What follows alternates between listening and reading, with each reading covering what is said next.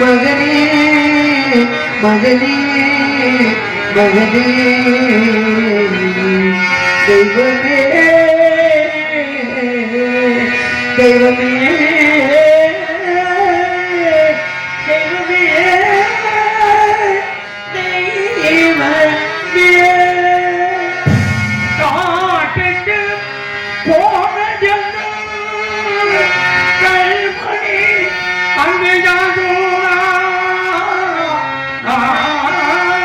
மகன் வீட்டுக்கு பரவே காணே மகன் வீட்டுக்கு வரவும் காணே வரவும் காணே தேவதன் தும்பியன் செய்தே மகனே மகனே செல்வமே மகனே செல்வமே நீ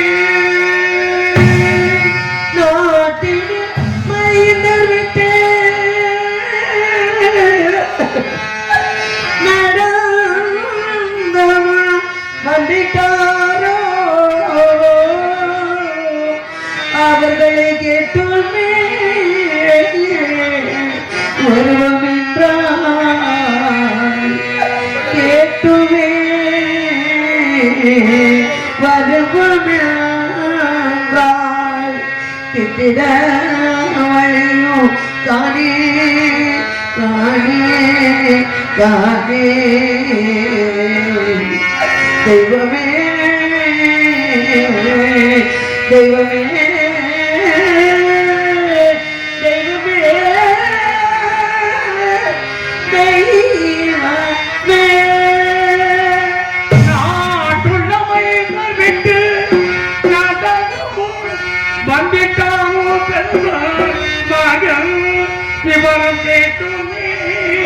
வருவோம் என்றால் நிச்சயம் மனிதும் இல்லை மகனும் இல்லை மனிதும் இல்லை மகனே செல்வமே செல்வமே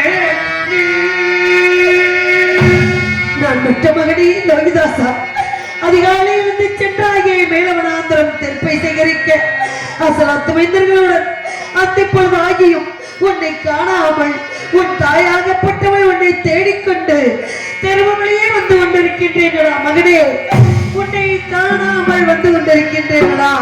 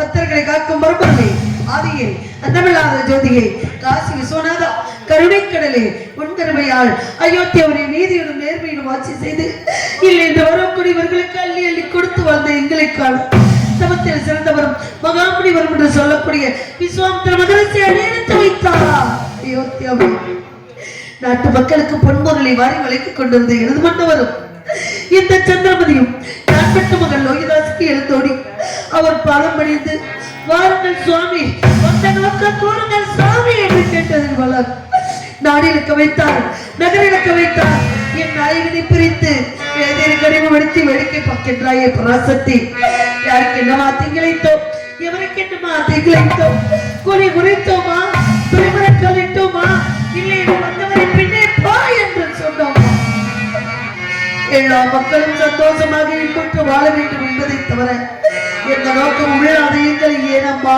இப்படி துன்பத்திலும் துயரத்திலே வெடிக்க வைக்கின்றார் தாயே அதிகாலை சென்ற மகன் நான் பெற்ற என் செல்வன் வேலவனாந்தர புசலாத்து மைந்தர்களோடு அந்த இப்பொழுதாகி என் பிள்ளை காணாமல் என் பிள்ளையை தேடி வந்து கொண்டிருக்கின்றேன் ஐயரகத்திலே வீட்டு வேலைகளை அப்படியே போட்டுவிட்டு காலங்கள் சென்ற என் மைந்தன் லோகிதாசனுக்கும் அசலாத்து மைந்தர்களுக்கும் எனது நாட்டு மக்களுக்கும் இந்த சந்திரமதியாகிய எனக்கும் நீதான் அருள் பாலிக்க வேண்டும் தாயை பராசக்தி நீதான் அருள் பாலிக்க என்னமோ பாரமுகம் ஏனம்மா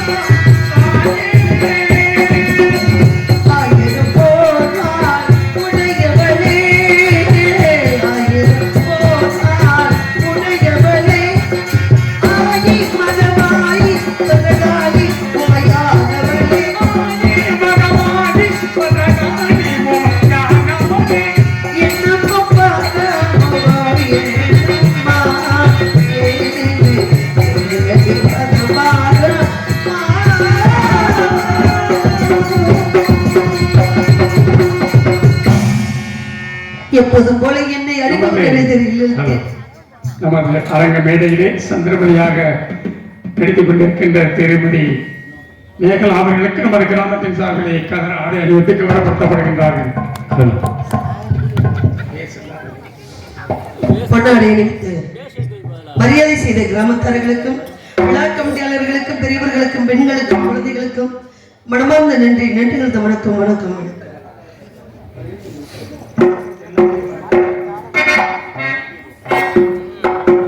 எப்போதும் போல என்னை அடிமை கொண்ட வேதியர் இல்லத்திலே வீட்டு வேலைகளை செய்து கொண்டிருந்தேன்.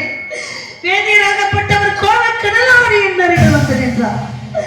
என் அருகில் வந்து நின்று அந்த முகத்தை பார்த்தவுடன் என்னுடைய கால்கையெல்லாம் ஆடிவிட்டது. ஐயா, எதற்காக இந்த கோலம், எதற்காக இந்த கோபம் என்று கேட்டேன். அடி சந்தை செய்வது. அதற்கு வேண்டிய காரை, பிரண்டை, மண்ணை, மஷ்டை, மாவிலை, தெப்பை போன்ற சமத்துக்கள் அவற்றையும் மேலவனாந்திரம் சென்று பறித்து ஒரு வேண்டபடி என்று சொன்னார். ஐயா, இந்த வீட்டுகளை முடித்துக் கொண்டு ஓடோடி சென்று தெப்பை அவற்றையும் சேகரித்து வருகிறேன் ஐயா, சற்று பொருங்கள் ஐயா என்று கேட்டேன். அடிச்சந்தை, கனகம் நீ சென்று விட்டால் அகத்தில் உள்ள வெளிகளை எல்லாம் யாரடி செய்வது? உன் மகன் கனகம் செல்ல வேண்டும், நீ அகத்தில் உள்ள வெளிகளை எல்லாம் செய்ய வேண்டும், இது என் கட்டளை என்று சொன்னார். நான் பெற்ற மகனை என்னை கட்டி அணைத்துக் கொண்டு அம்மா தாத்தா அவங்களை ஏற்றிக்கொண்டு பேசிக் கொண்டு இருக்கிறார்கள், எனக்கு பயமாக இருக்கிறதுமா என்று நான் பெற்ற மகன் தெப்பை சேகரிக்க சொல்கிறார்களே அம்மா. கடவுளை போன்ற இடங்களுக்கெல்லாம் நான் சென்றது இல்லையம்மா, எனக்கு என்னம்மா தெரியும்? என்னை காட்டுக்கு தாத்தா போ சொல்கிறாரே என்று கேட்டான் நான் பெற்ற மகன். உன் தந்தையா விளையோ விளை என்று நம்மை விலை கூறி வரும்போது இந்த உலகத்திலே நம்மளை விலைக்கு வாங்குவதற்கு யாரிடமும் பொண்ணும் இல்லை, பொருளும் இல்லை. மகனே, ஐயராகப்பட்டவர் விலைக்கு வாங்கி உண்ண உணவு, உடுத்த உடை, இருக்க இருப்பிடம் கொடுத்து காத்துக் கொண்டிருக்கிறார்கள். அவர்கள் கட்டளையை நாம் செய்வது கடமை அல்லவா மகனே என்று நான் பெற்ற மகனுக்கு ஆறுதல் சொன்னேன். எப்படி சொன்னேன்? கால மகள் கண்டிருப்பால் சின்னையா, கண்களுக்கு கவலைப்பட்டு என்னையா,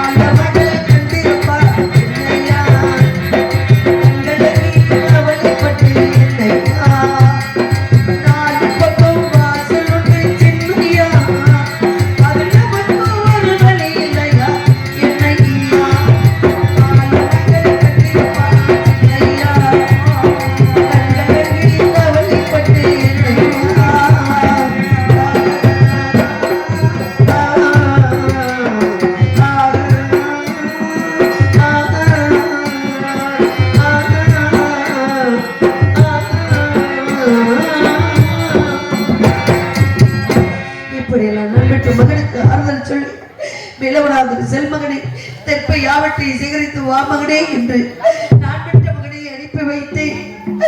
மேலவனாதரம் சென்றானா, இல்லை தெப்பை சேகரிக்க முடியாமல் தவிக்கின்றானா, இல்லை பசை பயத்தால் எங்காவது விழுந்து விட்டானா, ஒன்றுமே புரியவில்லை. நான் என்ன செய்வேன், என்ன வர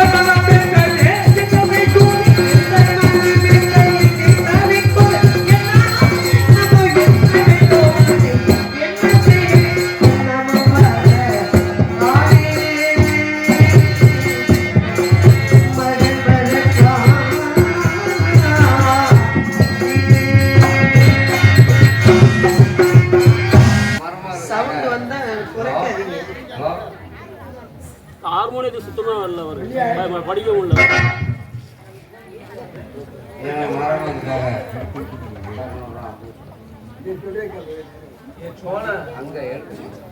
ஹலோ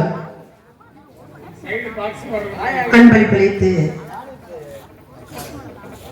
மரியாதை செய்த மாமா அவர்களுக்கு மனமார்ந்த நன்றி. நன்றி கலந்த வணக்கம். வணக்கம்.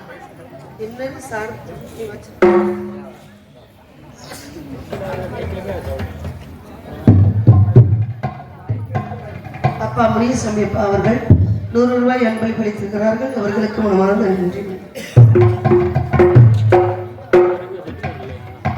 Hello hello hello hello கையெழுத்துங்க.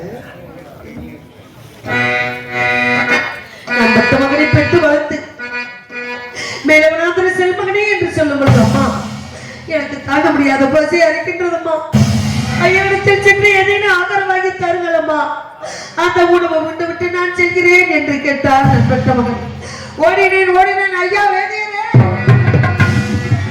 பிள்ளை மேலவனாந்திர செல்ல போகிறேன் ஐயா, அவனுக்கு சிறிது ஆகாரம் தாருங்கள் ஐயா என்று கேட்டேன். அடி சந்தி திதி விடிய வரை யாரு கண்ணும் கிடையாது, ஆகாரம் கிடையாது. மேலவனாந்திர செல்ல சொல் உன் மகன்.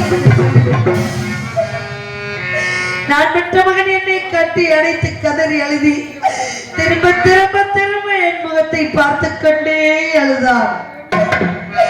பெற்று வளர்த்து ஈகடிக்காமல் எறும்பு கடிக்காமல் நான் பெற்ற மகனை என் பக்கத்திலே வைத்துக் கொண்டு என் முந்தைய பிடித்தை சுற்றி வருவார். ஒரு நொடி பொழுது கூட என் பிள்ளை என்னை விட்டு பிரியாமல் இருந்த பிள்ளையை காட்டுக்கு அனுப்பி வைத்து விட்டேனே. நான் என்ன செய்வேன்? ஆரிரரீரோ ஆரிரரீரோ ஆரிரரீரோ ஆரிரரீரோ சின்னம் சிறுக்கிலேயே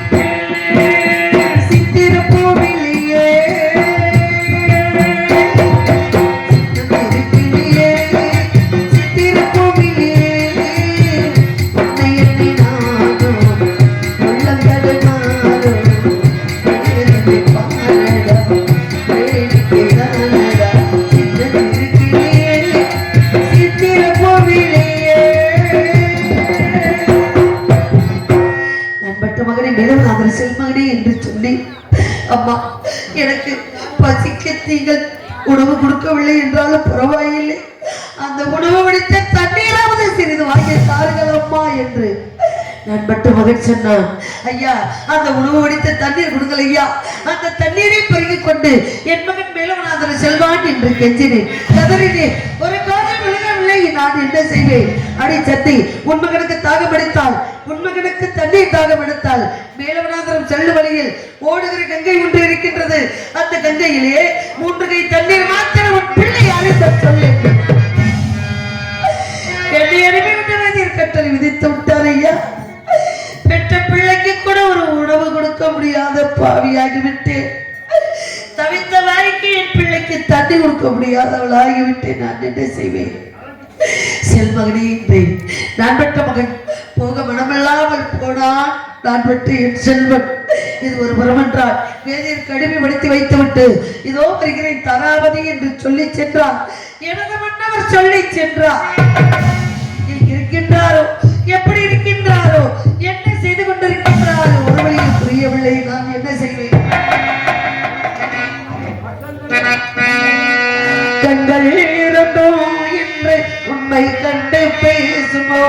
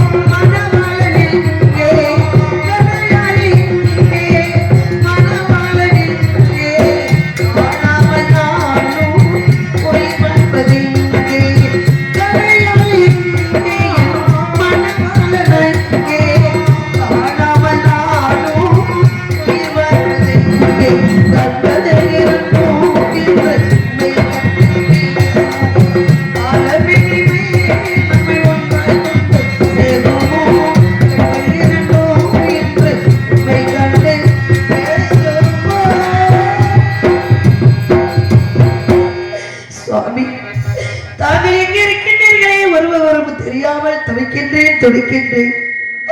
உன்னீர்களா உறங்கினீர்களா ஒரு வழியும் தெரியாமல் துவைக்கின்றேன். நான் என்ன செய்வேன்? மைக்கு நல்லா இருக்கவில்லை, உறங்கவில்லை, ஒரு வழியும் தெரியாமல் இருக்கின்றோம். அயோத்தியாபுரி நாட்டை விட்டு வரும் பொழுது நாட்டு மக்கள் எல்லாம் என்ன சொன்னார்கள்? வாக்காளப்பட்ட கடனுக்காக தாங்கள் தான் நாட்டை விட்டு செல்கிறீர்கள் என்றார். எங்க இளவரசர் லோகிதாசன் என்னம்மா பாவம் செய்தார்? எங்க லோகிதாசன் எங்களிடம் விட்டு செல்லுங்கள் அம்மா, பத்திரமாக பார்த்துக் கொள்கிறோம் என்று சொன்னார்கள் நாட்டு மக்கள் எல்லோரும். அப்பொழுது தாங்கள் அவர்களுக்கு என்ன சொன்னீர்கள்? ஒருவருக்கு ஒருவர் உற்ற துணையாக இருங்கள். தாய் இருக்கும் இடம் பிள்ளை இருக்க வேண்டும், பிள்ளை இருக்கும் இடம் தாய் இருக்க வேண்டும். நாங்கள் என்றாவது திருப்பி வர வேண்டும் என்று ஒரு கட்டளை இருந்தால் வருகிறான் மதுவரைக்கும் நிம்மதியாக சந்தோஷமாக ஒற்றுமையாக இருங்கள் என்று நாட்டு மக்களுக்கு அறிவுரை சொல்லிவிட்டு சென்றீர்களே மன்னா. எங்கே இருக்கின்றீர்கள் மன்னா? எங்களுடைய உடல் மட்டும்தான் இங்கு இருக்கின்றது. எங்களுடைய உள்ளமெல்லாம் உங்களைத்தான் நினைத்துக் கொண்டிருக்கின்றது.